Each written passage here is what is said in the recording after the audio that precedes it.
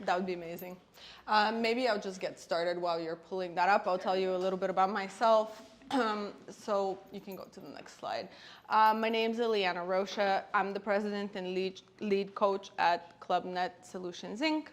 And I work with Cansulta as a management consultant. At ClubNet, we help small to mid-sized businesses scale and transform profitably.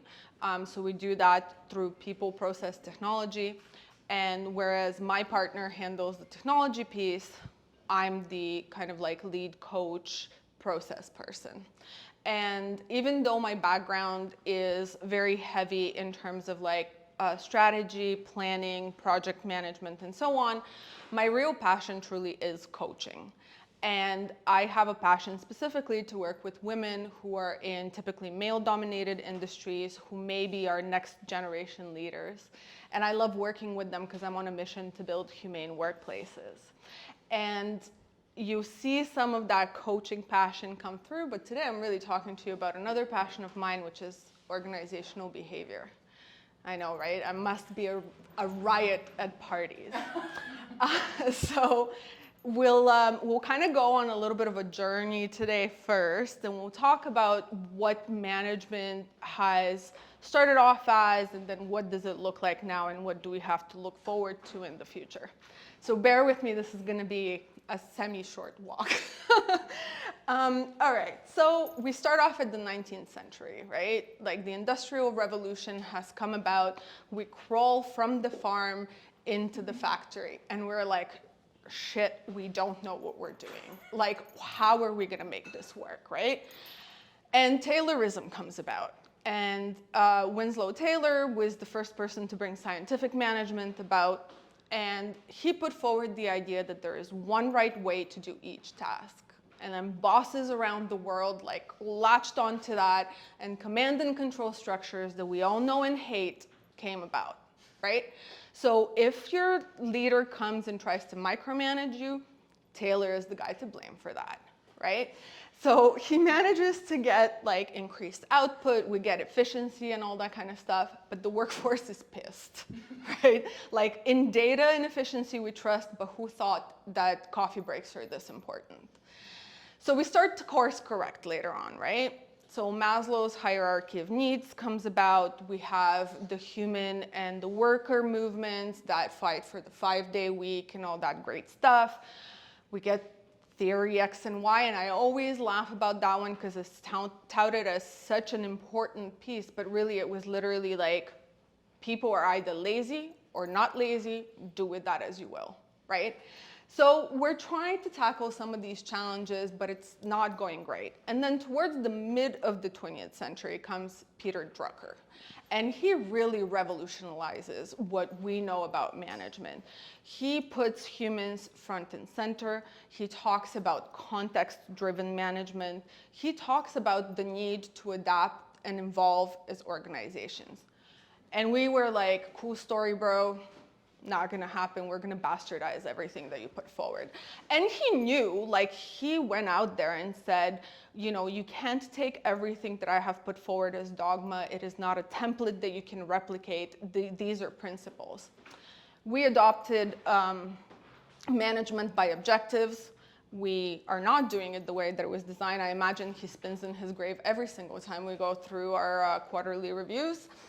But we did start bringing in total quality management, which kind of puts the customer at the forefront, right? And we're starting to think about that at the very least. However, this is where things go awry again, right? Like those pesky humans are so difficult to manage.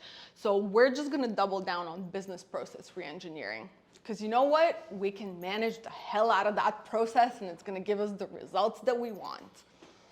So, you know, we're working through these kinks, we're kind of doing the right things, and then the digital era hits. And information is the new oil, right? So we're back to some rapid change, like nothing we have seen before.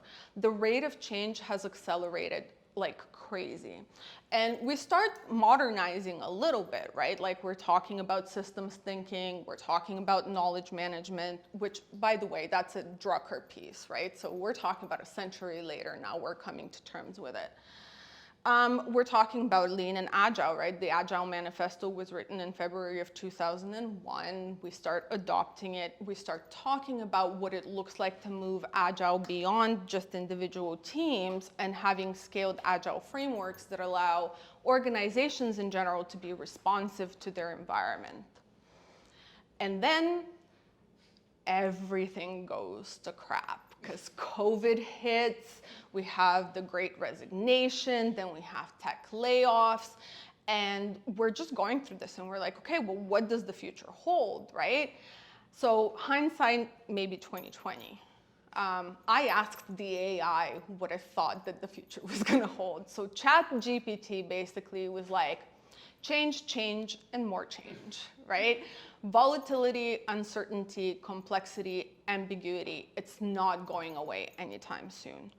So what do we do about it, right? And we all get excited because we get AI and we get machine learning and we're like, this is gonna be so cool and the future is so bright, we're gonna have to wear shades inside at night. Not so fast, right? Because this is like a nice little crawl to fly piece, right? But that's not quite how it went down, right? Like we're lagging. Like that running, at best, it was a speed walk. I'm being generous there. We're really talking about a brisk pace. That's what we accomplished. And now we're telling everybody, you gotta fly. And I can only imagine what boardroom conversations around the world sound like, because I hear some guy going, time out, time out. You told me I had to run. I've been running, I'm tired, I don't want to do it anymore, and now you're telling me I gotta fly? Nah, not gonna happen. You know what? We walked so well. Hell, we stood so well. We're just gonna go back to that, right? So we're taking these old frameworks and we're trying to implement them in this new context that they don't fit in. And so we're seeing a whole bunch of mishmash. We're seeing people being unhappy. We're seeing organizations go under, and nobody's truly keeping up with the rate of change, right? So what are we looking for then, right? What does the future of the organization look like? So I know we haven't mastered agility, but we gotta move past agility. We gotta become resilient organizations. And what does a resilient organization look like? It's an organization that is very much in touch with its environment. It understands its environment, it monitors it, it responds to it. That is the important piece, right? So if you look at the left side of this presentation, I've lifted the Japanese concept of ikigai, right? And the important thing here is to understand that this principle of what organizations have been like up until now is going away.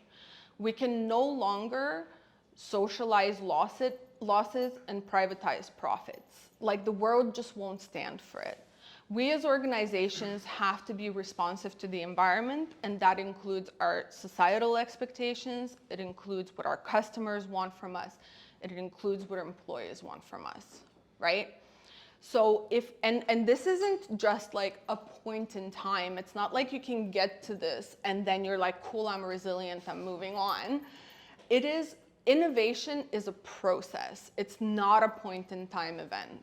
And so that is the important thing to think about here. The good news though is that we already have a ton of tools in our tool belt that allow us to address this type of environment, right? So in how we interact with people, we have injected customer empathy, we have continuous learning in place. We understand that our employees need to have autonomy, mastery, and purpose in order to feel like they're being appreciated at work, and then that they can bring their whole authentic self to work and contribute their best work.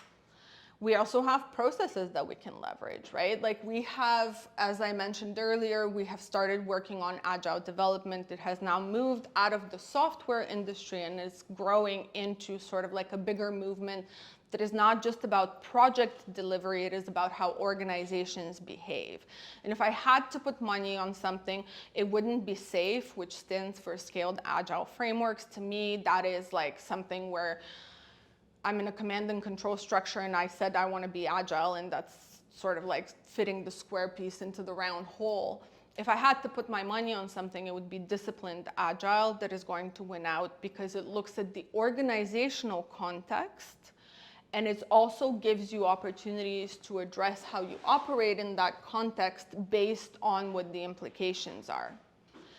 And finally, we all know that we have the technology, right? Like there's a proliferation of tools out there that's allowing us to do our work. There's AI, machine learning. We have the ability to work remotely from anywhere in the world, even though we're being dragged back to the office for some bizarre reason.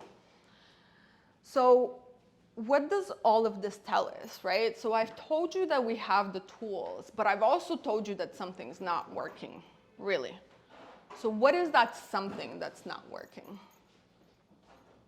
It always comes down to mindset, right? When we stand up new agile teams, we say you have to do agile to be agile, which means you have to follow the agile process in order to develop the agile mentality, in order for you to internalize the concepts of what agile requires from an organization. And some of the principles of agile are that it's very human-centric. We believe that people come to work and they want to do their best work. We believe that through proper collaboration techniques and through proper processes, we can all work together towards a common goal that has a purpose. But it also requires companies to be less risk-averse than they currently are. Right? Agile is about taking some calculated risks. It's about designing experiments that allow you to test out a hypothesis by minimizing the blast radius so you can reduce any impact that comes your way, right? So we say you have to do agile before you can be agile, but what's really happening out in the market is that we say we want to be agile and we're not really agile. So organizationally, we see a lot of this kind of like, okay, put together the agile processes, put together the agile tools, but I really want that same PowerPoint report that I've been getting for the last 20 years, and God damn it, you're gonna give it to me, right? Like that's all it comes down to. So a lot of it falls on the organization's inability to embrace these concepts and really make the best out of them. Right?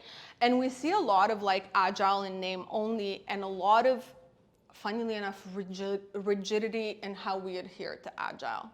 But really the bigger problem, I would say, is leadership's inability to embrace this mindset. Because what keeps on happening is that when the volatility and the uncertainty and the complexity and the ambiguity hit us, instead of looking forward, we look back. We grab to the tools of the past. We think that somehow they're going to get us through, and they're not. They're not the right tools for the right context. But it does give leaders some sense of control, and as though they can somehow power through. And they continue to treat employees like they're just a cog in the wheel, and everybody is replaceable, and you're lazy or you're not, right? But think about it this way. A lot of our leaders, they're not actually equipped to be leaders. They don't get the training that they need in order to be effective people management, let alone organizational management managers, nor do they really have the desire. That's what it really comes down to. And so we keep on coming up on this mindset block. And I have coached into some of the largest organizations in the world. Some of them serve you your search results, and some of them give you your credit cards. And I can tell you that for whatever bizarre reason, this is happening to them as well. The companies that pioneered the 10x growth, the companies that pioneered like the leader as a coach, who had all of these flexible frameworks, they're clawing all of that back because they're feeling it too, and all of a sudden they don't want to put their efforts into something that's unproven. So they started calling their teams back into the office for 3 days a week and monitoring it like it's a police state. They, for whatever reason, reduce headcount that is revenue generating. I will never understand that one, but sure, so be it. And for the most part, they also say they want to be agile, but they're not, right? So the takeaway here is it's not an easy road, but with the right supports, we absolutely can change our mindset. But it's a long game, and we got to start now. We got to be working towards making sure that we internalize the lessons of the past and that we actually adopt an agile mindset, so that it's less about processes and it's more about people and responding to the environment.